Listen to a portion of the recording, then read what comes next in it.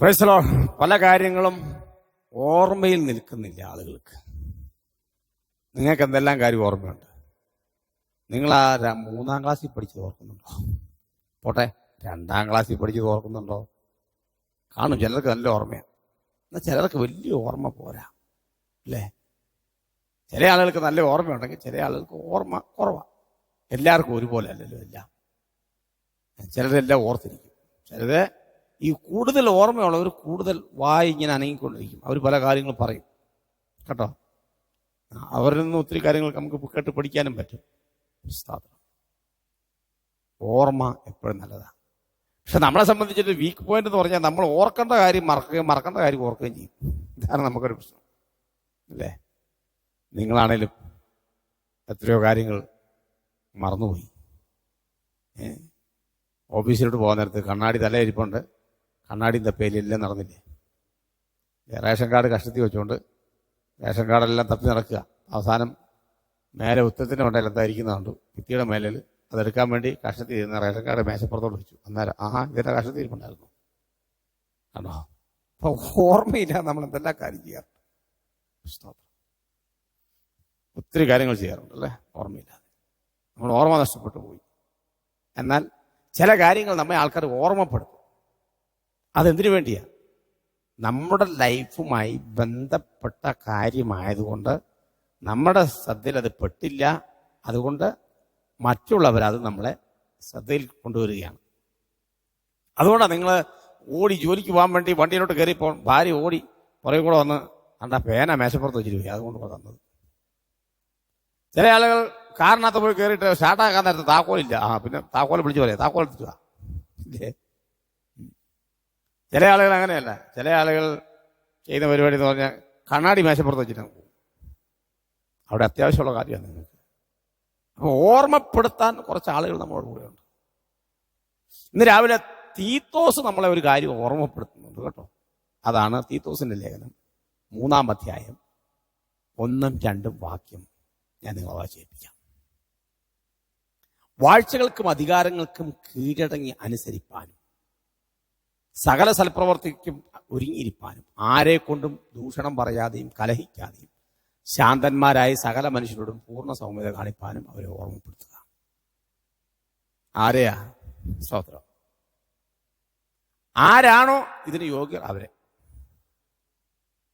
വാഴ്ചകൾ, അധികാരങ്ങൾ, സ്തോത്രം, അതൊക്കെ ഗവൺമെന്റ് പരമായ വാക്കുകളാണ്. വാഴ്ചകളും അധികാരങ്ങളും. നാടുവാഴികൾ ഉണ്ടായിരുന്നൊരു കാലഘട്ടം ഉണ്ടായിരുന്നു, ഇല്ലേ?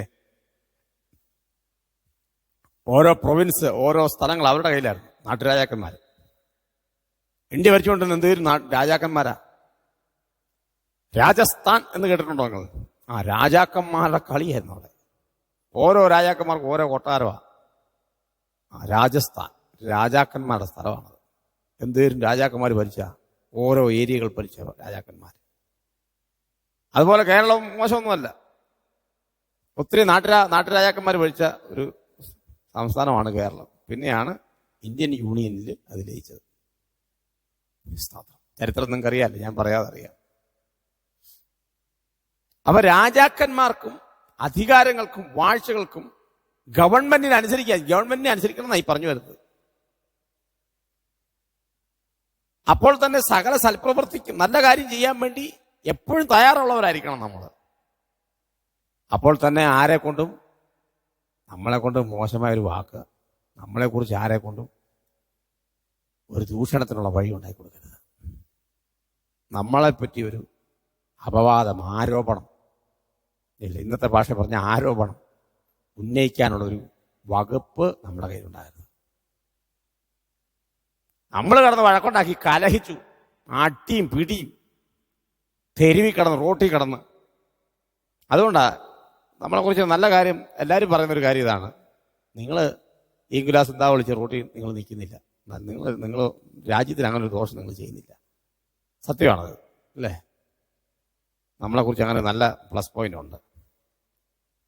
ശാന്തന്മാരാ, പൊതുവെ ശാന്തന്മാരാ. കലിപ്പ് കയറി നടക്കുന്ന, അല്ലെങ്കിൽ രണ്ടെണ്ണം പൊട്ടിക്കണം എന്ന് പറഞ്ഞ് നടക്കുന്ന ആൾക്കാരല്ല. വളരെ ശാന്തന്മാരാ, അല്ലേ? സ്വാതന്ത്ര്യം. നമുക്കത് ചെയ്യാൻ പറ്റുള്ളൂ പ്രിയരെ. നമ്മൾ വളരെ ശാന്തന്മാരാണ്. അതൊരു പോലീസ് ഓഫീസർ നമ്മുടെ അടുത്ത് വന്നാലും. നിങ്ങൾ വാഹനം ഓടിച്ച് റോഡിൽ കൂടെ പോകുമ്പോൾ പ്രത്യേകം ശ്രദ്ധിക്കണം. പോലീസ് അധികാരികൾ നിങ്ങളുടെ വാഹനത്തിന് കൈ കാണിച്ച് നിർത്തുമ്പോൾ അവരോട് വളരെ സൗമ്യമായ ഭാഷയിൽ അവരാ പൊരി വെലുത്ത് നിന്ന് ചിലപ്പം ദേഷ്യം പിടിച്ച് നിൽക്കുമായിരിക്കും. അതിന് മുമ്പ് പോയ വണ്ടിക്കാരൻ ചിലപ്പോൾ ആ പോലീസുകാരൻ തെരുവ് വിളിച്ചിട്ടായിരിക്കും പോയത്, ചീത്ത വിളിച്ചിട്ടായിരിക്കും പോയത്. അതിൻ്റെയും കൂടെ ദേഷ്യത്തിലായിരിക്കും നിങ്ങളുടെ വണ്ടി എടുത്തോട്ട് അവർ വരുന്നത്. നിങ്ങളുടെ ആ സൗമ്യതയോടുള്ള ഇടപെടലിൽ ആ പോലീസ് ഓഫീസറിനെ ശാന്തനാക്കും. അദ്ദേഹത്തിൻ്റെ മനസ്സിന് കുളിർമ നൽകും. അദ്ദേഹത്തിൻ്റെ സ്വഭാവം തന്നെ അടിമുടി മാറാൻ നിങ്ങളുടെ ആ ശാന്തതയിലുള്ള ഇടപെടൽ കൊണ്ട് സാധിക്കും. ഒരു പോലീസ് ഓഫീസർമാരെയും മോശമായി ചിത്രീകരിക്കുകയോ അവരോട് റൂഡായിട്ട് ഇടപെടുകയോ ചെയ്യരുത്. നമ്മൾ വളരെ ശാന്തമായിട്ട് അവരോട് സംസാരിച്ച് നോക്കി, എല്ലാത്തിനും പരിഹാരം ഉണ്ടാവും. സ്തോത്രം. അങ്ങനെ നിങ്ങളുടെ സൗമ്യത സകല മനുഷ്യരോടും പൂർണ്ണ സൗമ്യത കാണിപ്പാൻ അവരെ ഓർമ്മപ്പെടുത്തുക എന്ന് തീത്തോസിനോട് പൗലോസ് ആമേൻ പരിശുദ്ധാത്മാവ് സംസാരിക്കുക. എൻ്റെ പ്രിയരെ, പരിശുദ്ധാത്മാവിൽ പൗലോസ് തീത്തോസിനോട് പറയുന്നൊരു കാര്യമാണ്. ഇന്ന് രാവിലെ പരിശുദ്ധാത്മാവിൽ ഞാൻ നിങ്ങളോട് പറയുക, നിങ്ങൾ മറ്റുള്ളവരോട് പറയുക പരിശുദ്ധാത്മാവിൽ. സ്തോത്രം. സാധിക്കുമോ? സാധിക്കുന്നേ. നമ്മുടെ ഇടപെടലിൽ നമ്മൾ ആരാണെന്ന് വെളിപ്പെടുത്തും. നിങ്ങൾ നല്ലൊരു മനുഷ്യനാണ് എന്നാൽ നിങ്ങളുടെ നാട്ടിലുള്ള ലോക്കൽ പോലീസ് സ്റ്റേഷനിലുള്ള പോലീസുകാർ പറയും, നിങ്ങളുടെ ഡിസ്ട്രിക്ട് പോലീസ് സ്റ്റേഷനിലുള്ള പോലീസുകാർ പറയും, നിങ്ങളുടെ DYSP നിങ്ങളെക്കുറിച്ച് എന്ത് പറയും? സ്തോത്രം. അധികാരസ്ഥന്മാർ, വാഴ്ചകൾ നടത്തുന്നവർ, അവർ നമ്മളെപ്പറ്റി നല്ലൊരു കാര്യം പറയണം. സൗമ്യതയുള്ളൊരു മനുഷ്യനാണ്. അങ്ങനെയാണെങ്കിൽ നിങ്ങൾ എന്ത് കാര്യത്തിന് അവിടെ ചെന്നാലും അപ്പോൾ തന്നെ നിങ്ങളുടെ കാര്യത്തിൽ അവർ പ്രത്യേക കെയർ തരും. ഉണ്ടാകും അത് തീർച്ചയായിട്ടും. അതിനുവേണ്ടി നമുക്ക് ശ്രമിക്കണം. നമ്മുടെ സൗമ്യത സാല മനുഷ്യർ അറിയട്ടെ. പ്രാർത്ഥിക്കാം. നല്ല ദൈവമേ, സ്വർഗ്ഗസ്ഥ പിതാവേ, അവിടുത്തെ പുത്രരക്ഷിതമായ യേശു ക്രിസ്തുവിന്റെ നാമത്തിൽ ഒരുമിച്ച് ഞങ്ങൾ തിരിച്ചിലേക്ക് അടുത്ത് വരികയാണ്. ഈ രാവിലെ സമയം ഞങ്ങൾക്ക് നൽകി തന്ന നല്ല ചിന്തയ്ക്കായി നന്ദിയോടെ സ്തോത്രം.